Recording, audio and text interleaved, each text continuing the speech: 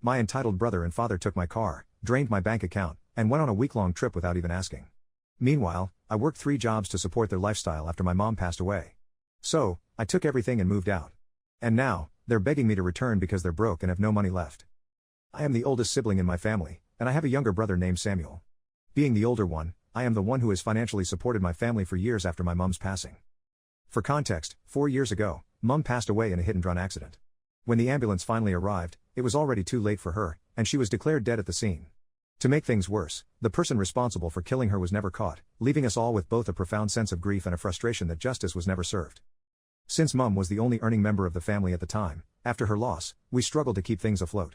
At the time of Mom's death, I was just on the cusp of graduating from college, so I quickly started looking for jobs. Thankfully, I was able to secure a stable job right after graduation.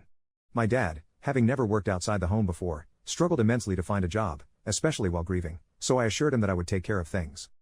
Although I was dealing with my own grief, I knew I had to quickly shift my focus to supporting my family.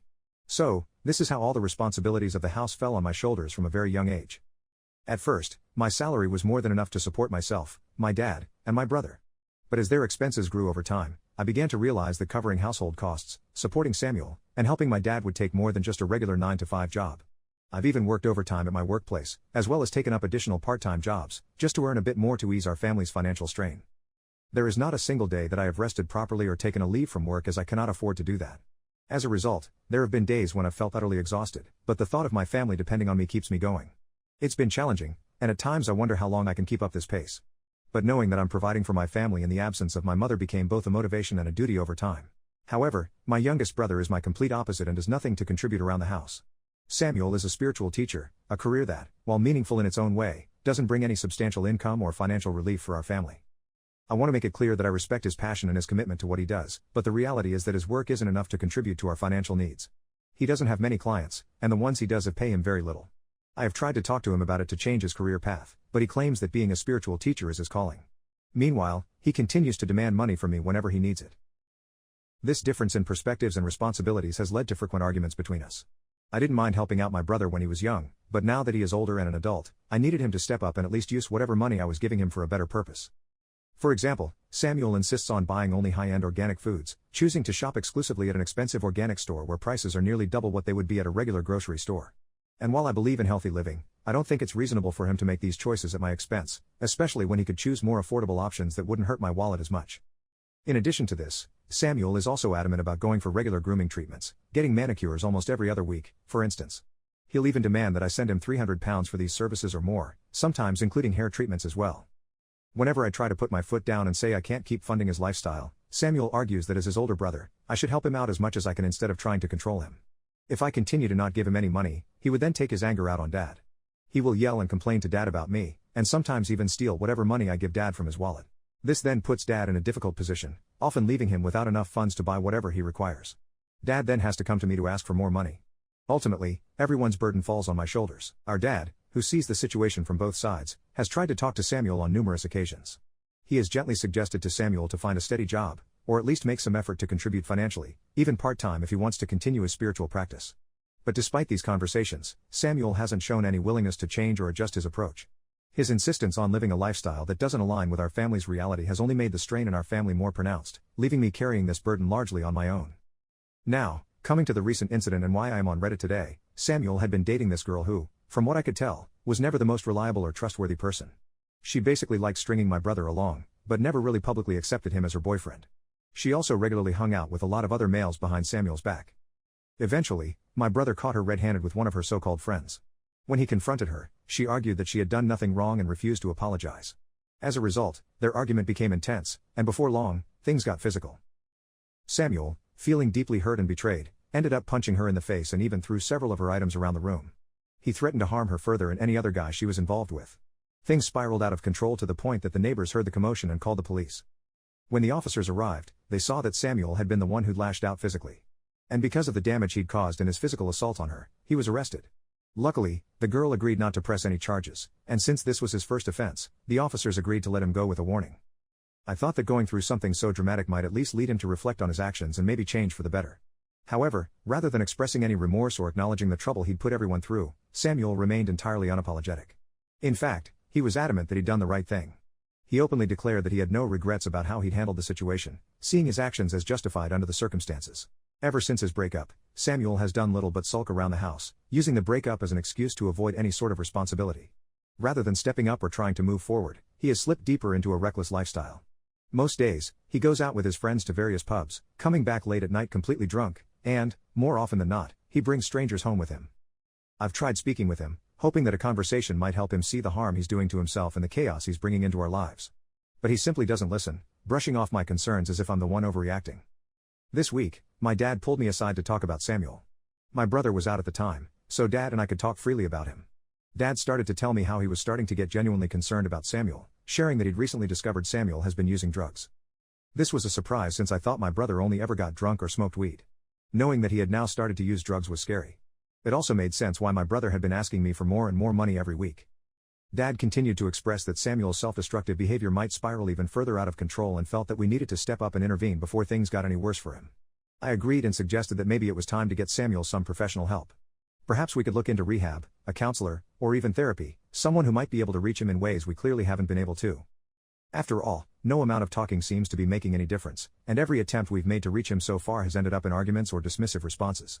However, my dad argued that he didn't want his son's care to be left up to the hands of a stranger. He felt strongly that, as his family, it was our responsibility to support Samuel in whatever way we could. He then surprised me by mentioning that after he found out about my brother's drug use, he had been researching on his own and had found just the perfect luxury wellness retreat where he thought he could take Samuel for a week. This retreat allowed each participant to bring a companion, and Dad felt it would give him an opportunity to spend quality time with Samuel in a therapeutic setting. I was taken aback by the idea, not just because it seemed unnecessary, but also because I couldn't fathom how we could afford it. With my income, after covering all our bills and family expenses, there's rarely any extra left over, and going to a luxury retreat was out of the question. We couldn't even splurge on a meal at a modest restaurant, so the thought of paying for a week at a high-end wellness retreat seemed wildly unrealistic.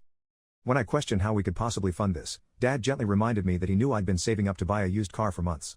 He then suggested that perhaps I could use that money instead to send him and Samuel to the retreat. I felt a mix of shock and frustration. I've been diligently setting aside money for this car because it was essential for my daily routine. My commute currently stretches to nearly 3 hours each way, and having a car would drastically reduce that. Buying a car was something I needed to help manage my time better and reduce the exhaustion that comes with my long commute. Besides, this wasn't just about me. Having a car would benefit all of us, allowing us to cut down on the costs and inconveniences of public transport, Uber, and other options we rely on.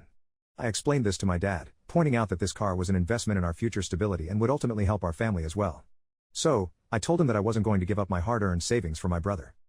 But Dad was adamant, saying that Samuel needed this experience more than I needed the car and that we couldn't stand by and do nothing for him.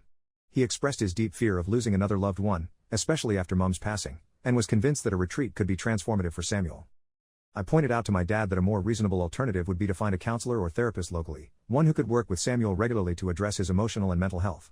That way, we wouldn't have to spend such a significant amount on a retreat where Samuel might end up simply relaxing rather than tackling the issues he needs to address. I assured Dad that I would research options and find a reputable counselor for Samuel by the end of the week. I suggested to Dad that all he needed to do was have a heart-to-heart conversation with Samuel and just encourage my brother to give counseling a try, as Samuel often disregards my suggestions. My dad didn't argue much with me after that, so I thought he had finally come around to see my point of view.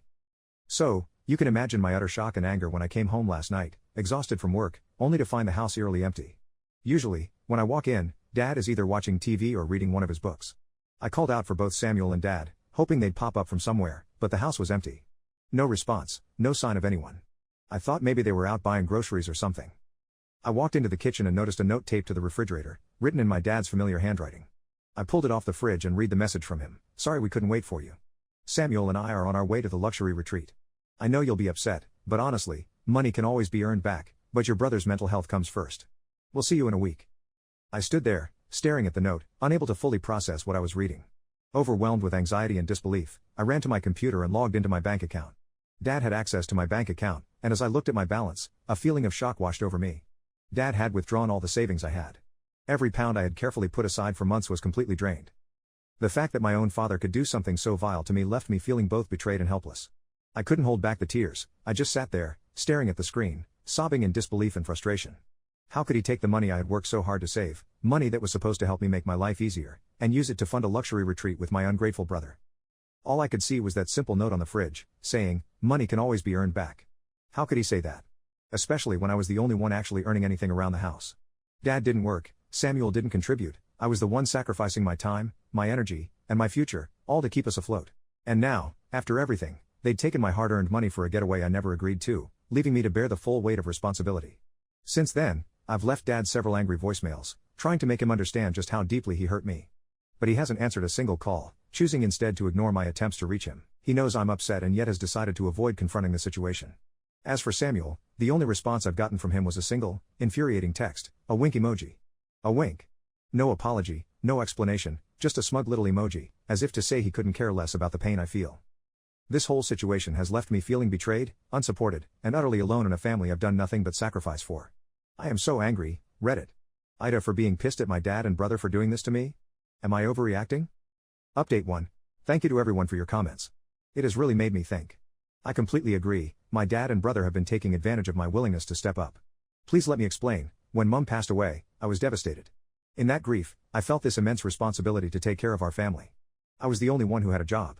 And somehow, I convinced myself that it was my duty to make sure we were okay financially, even if it meant taking on more than my fair share. It was almost as if I believed that providing for them would somehow fill the void that Mum's absence left. At the time, I was so focused on keeping us all afloat that I didn't notice how little effort they were putting in to support me, or themselves. But now, after everything that's happened, it's become painfully clear that things have gone way too far. Losing my savings like this has been a real wake-up call. It's made me realize that I have been taken for granted.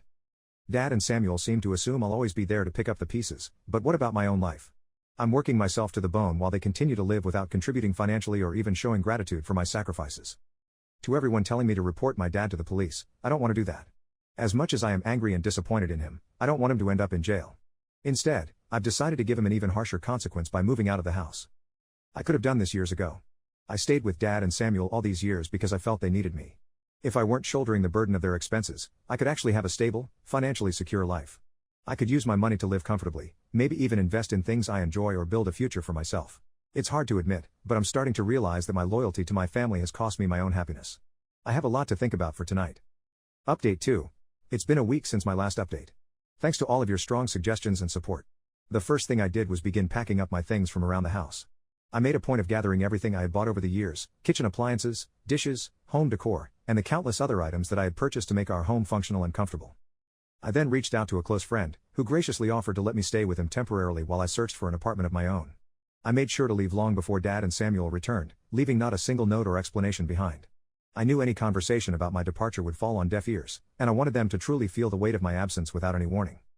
Sure enough, the moment they arrived back and found the house stripped of everything I'd ever contributed, they began calling me repeatedly. My phone was soon flooded with voicemails from Dad, asking where I was and what had happened to all the things in the house. The irony was almost laughable. Only now, when they were faced with an empty house and no one to rely on, did they start reaching out in desperation. Now, they were the ones left without answers. After letting them stew for a few hours, I called Dad back. When he picked up, he told me that he had me on speakerphone, and Samuel was next to him. Both of them wanted to know why I had disappeared. Dad told me he knew I was upset about him taking my money and tried to justify it by saying that Samuel was feeling much better after her mini vacation. He insisted that I shouldn't still be upset about it. I just kept my composure and informed Dad that I had moved out for good and now they were on their own. Immediately, Dad and Samuel demanded to know why I had done something like this. Dad started to say that I should have talked with him before leaving the house like that. I reminded him that he and Samuel had gone behind my back, taken every cent of my savings without so much as a heads up, and spent it on themselves, without even waiting for the chance to talk it over with me. They had ignored my calls all week, avoiding any attempt at accountability until now when they'd returned to find themselves without my financial support. I told them that I was done supporting them. They had made their choices, and now they could handle the consequences. If they truly wanted to be on their own, they were welcome to it. I wasn't coming back. That was when Dad began pleading, saying that I couldn't just leave them like this and that he was now willing to sit down and talk things over with me. But Samuel, still in the background, was shouting louder than ever, demanding to know why I was punishing them by starving them and leaving them behind when all they had done was just take a well-deserved break. She even accused me of being selfish. Dad argued that half the kitchen appliances were gone and that there was barely any food left in the house. He tried to guilt me, saying while he understood my frustration, he was frustrated with my overreaction. He said that I was throwing a tantrum for no reason and urged me to calm down and come back home. But for the first time, I felt no pull of guilt, no desire to smooth things over or run back to fix everything. Instead, I knew I was done and that realization felt freeing. This was no tantrum, it was me finally standing up for myself, setting boundaries that had been overlooked for far too long. When Dad suggested that if I returned, he would never make the same mistake again, I simply laughed at him. I told him, flat out, that I couldn't care less if he ever did something like this again. I had already taken steps to protect myself. I had removed his access to my bank account. I also wasn't going to send them any more money or bail them out. They were on their own now. I told him they still had the house Mom paid for, and if they really wanted to stay afloat, they needed to find jobs immediately and start taking responsibility. Samuel, of course, screamed and demanded to know what they were supposed to do in the meantime, how they were going to survive without food and no money. Dad, angry and desperate, started yelling at me too, calling me selfish and stubborn-headed. But I wasn't fazed. I'd heard all the guilt trips before. I simply ignored their screaming and ended the call, blocking both of them from contacting me again. I can't lie, it felt incredibly satisfying. After all those years of putting myself second and giving everything for them, I was finally standing up for myself. I know this will be a tough lesson for them, but they need to understand the consequences of exploiting me and taking advantage of my hard work. Since that conversation, there's been no contact from my family, mainly because I have blocked them from my contacts and social media as well. For the first time in a long time, I'm living my life on my own terms, and it feels like a weight has been lifted. Update 3, for everyone who's worried about my dad or Samuel showing up at my job, don't worry. I've already informed my boss about the situation. And a few of my colleagues are aware of how crazy and irrational both my dad and Samuel are. It's safe to say that everyone has been very sympathetic and supportive about what I've been through. If Samuel does show up at my workplace to harass me, well, it would only give me a reason to file a police complaint against him. That definitely wouldn't be good for his record, so I sincerely hope for his sake that he doesn't cross that line. As for how my dad and Samuel are going to survive with no food or money, honestly, I don't know, and at this point, I really don't care. Perhaps there's still a bit of the money they took from me left, after all their spending on the retreat, or maybe they'll find a way to make do. They're adults, and they have a house, so it's not like they're completely without resources. Maybe they'll manage to find jobs soon or even reach out to other family members for help. At this point, I'm done being the one to pick up the pieces for them. I've spent years looking after them, sacrificing my own well-being. This is their turn to figure things out on their own. I've made my choice, and I'm moving forward with my life. Update 4, wow, it's been 6 months since my last update. I continue to receive DMs from people asking how I'm doing, so I'm finally here on Reddit to give an update. My life has been going great lately. I've finally moved into my own place after saving money for months while living with my friend. It's not a big space, but it's mine, and that's all that matters right now. Now that I have a space of my own, I have started to save for a car, just like I'd always dreamt about. As for any updates regarding my dad and Samuel, they did try to reach out to me a few months ago. They showed up at my office one late evening. I'll admit, seeing them there shook me a little. My dad looked absolutely exhausted, his eyes were sunken, and he looked like he hadn't slept in days. It was clear he had been going through a lot. He ran straight into my arms and started crying, pleading with me to come back home with them. I wanted to feel sympathy for him, but I stayed firm. I told him no, and I couldn't go back to that environment. Hearing this, my dad continued to cry, as if he couldn't even fathom what I was saying. Samuel, of course, immediately started blaming me for abandoning them and told me how difficult their life had been, as if all of this was somehow my fault. He insisted that I needed to stop playing around and come back home since they had already learned their lesson. Samuel even claimed he was now ready to find a job and earn proper money, just like I had wanted him to do. Dad then tried to pull the emotional card, saying Mom would be disappointed in me for abandoning them and that she would have wanted us to stick together. I replied calmly but firmly, that I believed Mom would actually be proud of me for cutting my losses and walking away. I wasn't going to let them drag me down anymore. I told them how much better my life had become without them, without constantly being asked for money or to rescue them from their own choices. I continued to tell them it was wrong for them to just show up outside my office like this, without any respect for my boundaries. I had explicitly cut them off, so this was not okay. They couldn't force me to go back home with them when I didn't want to. I warned them that if they did something like this again, I would call the cops. I wasn't going to let them manipulate me back into a situation where I was being taken for granted. In the end, he and Dad left begrudgingly. But even while going, Samuel begged me to give him a few £100s for the last time, but I refused. That was the last time I saw them in person. After that encounter, there's been no further contact from them. Since then, I've heard through a few friends from my old neighborhood that Samuel still hasn't found a proper job, while Dad is the one working at a local diner and bringing in all the money. It breaks my heart, honestly, that my brother is so cruel to make our poor father work for him. Also, Samuel has made his current girlfriend move in with them. Apparently, this woman does have a job and isn't exactly like a freeloader, so I guess she's helping out with things. If she's providing support, at least they have some stability now. Anyway, this will be my final update about my family. I've put in a lot of effort to heal and move forward after leaving home, so I'm going to choose not to discuss them any further. Make sure to like and subscribe if you enjoyed the video.